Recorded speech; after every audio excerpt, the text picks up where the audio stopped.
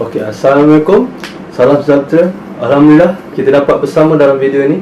Diharapkan semua selamat, sihat dan stay at home.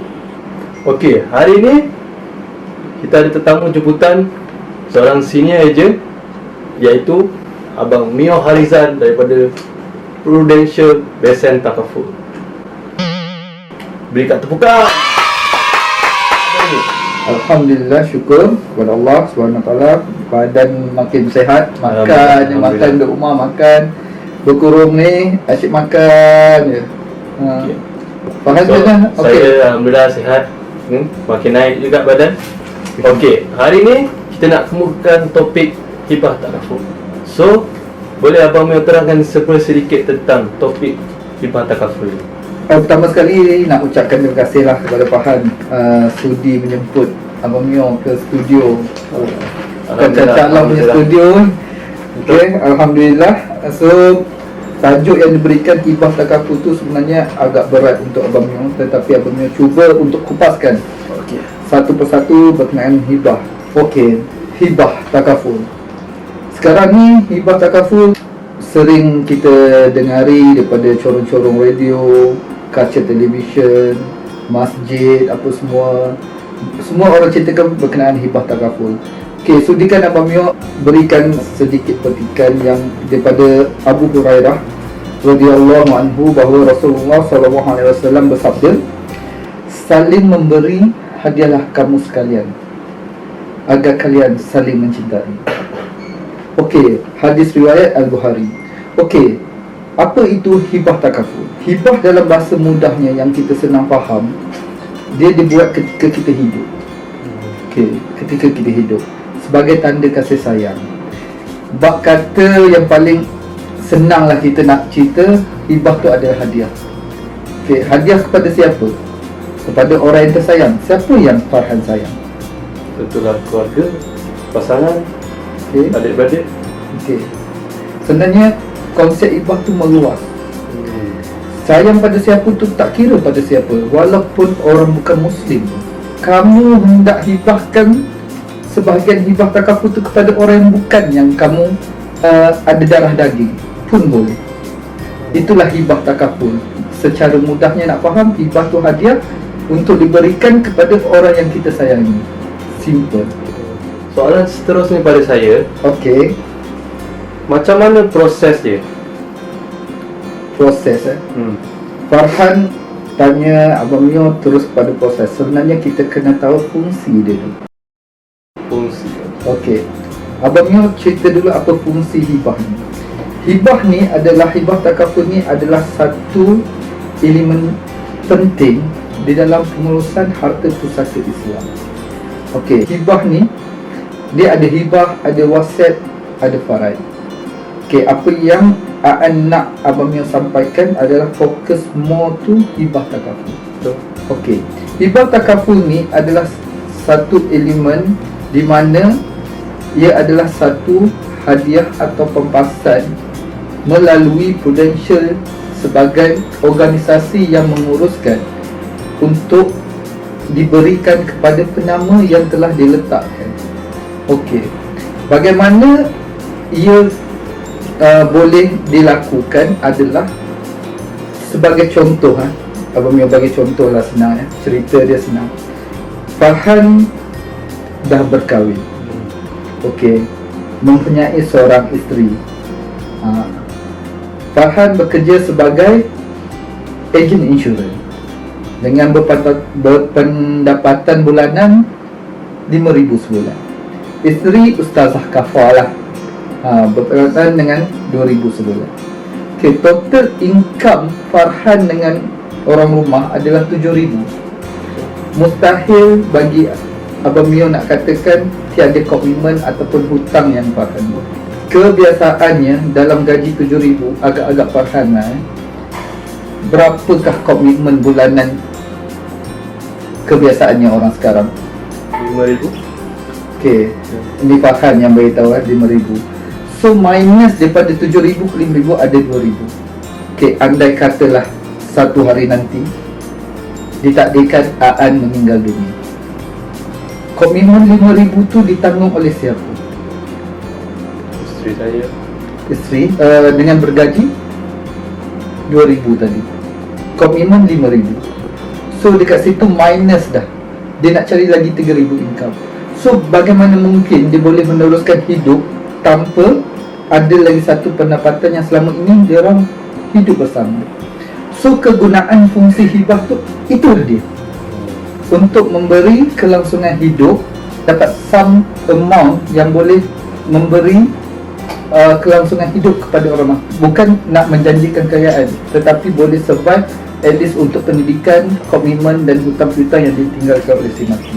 Hibah takaful ni dia sangat meluas, bukannya ditentukan oleh orang yang dah berkahwin saja, bukan ditentukan oleh untuk orang bujang saja, dan bukan untuk janda, untuk siapa. Sebab memula tadi Abang Mio ada beritahu hibah takaful ni boleh dikatakan sebagai hadiah ataupun sebagai plan pengganti gaji, income replacement. Proses dia pula, proses dia mengambil masa dalam masa 2 minggu ke 1 bulan berdasarkan percepatan waris memberikan dokumen lengkap kepada pihak kami. Contohlah, dekat saya sebelum saya hidup ni, saya banyak harta, saya punya aset. Okey. So adakah saya boleh hibahkan harta saya semua atau ada yang tak boleh dihibahkan? Okey. Sebelum tu Abang Mio nak beritahu dulu, hibah ni sebenarnya bukan kira orang tu berharta ataupun tidak berharta. Kalau hibah takaful ni tak semestinya orang tu perlu banyak harta baru kena buat hibah takaful. Hibah takaful ni orang yang tak ada duit, orang yang tak berapa ada, lagi bagus untuk buat hibah takaful. Kerana dia dengan duit hibah takaful tu yang akan menentukan sama ada hutang dia dapat selesai, untuk kelangsungan anak bini dia, dan untuk pendidikan dan saham akhirat dia. Apakah yang harta yang saya boleh hibahkan ataupun yang tidak? Hibah harta ni semua boleh hibah. Yang syaratnya adalah kita mesti ketika hidup, walaupun seutas jam tangan boleh dihibahkan. Bagaimana pula rumah? Rumah pun boleh dihibahkan dengan syarat dah tak ada pinjaman, dah tak ada terikat dengan bank ke apa, maknanya dah habis bayar. Kereta pun sama. Makna kalau macam rumah ke kereta ke, hibah tu macam mana adalah tukar penama. So tapi ketika hidup, okey tukar nama, okey aku hadiahkan rumah ni kepada bini kedua aku. Contoh, bini pertama dapat kereta je, bini kedua dapat rumah. Soalan seterusnya, jika saya sudah tiada, berapakah tuntutan yang saya akan dapat? Okey, kalau di Prudential, berapakah tuntutan yang akan dapat? Dia adalah berdasarkan berapa yang awak apply.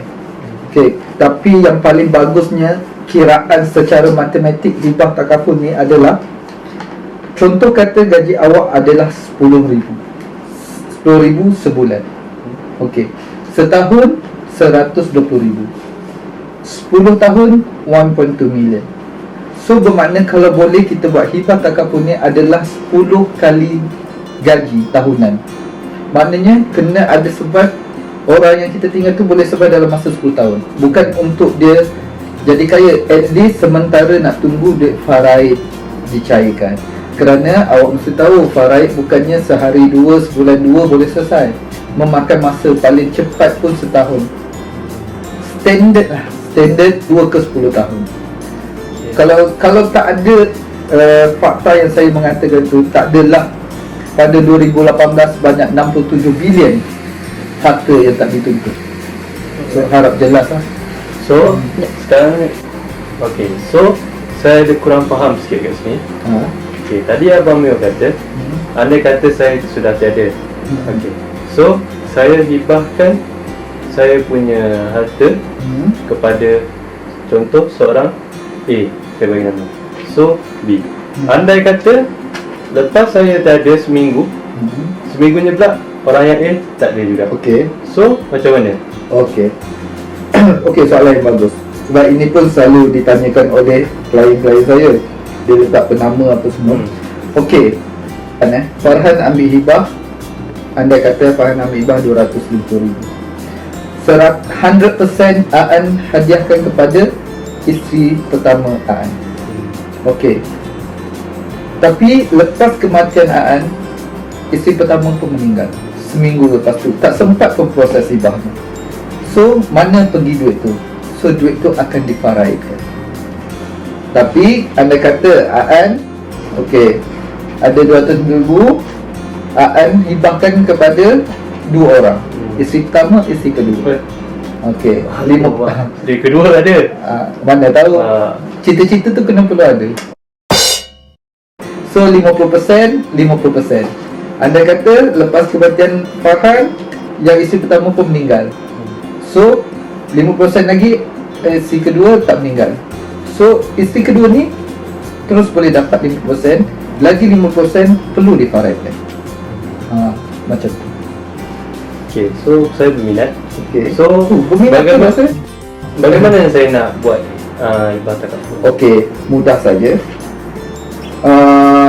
Kalau siapa yang ada kenalan untuk ejen takaful, di mana saja yang anda kenal, anda boleh tanya untuk diorang jelaskan lebih lanjut dan lebih detail. Kalau ingin berurusan dengan saya ataupun Farhan, boleh lihat di nombor yang tertera di video ini. Terima kasih.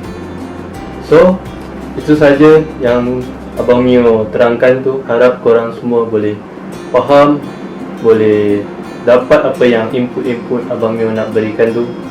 So, itu saja pada hari ini. Assalamualaikum dan salam sejahtera. Bye.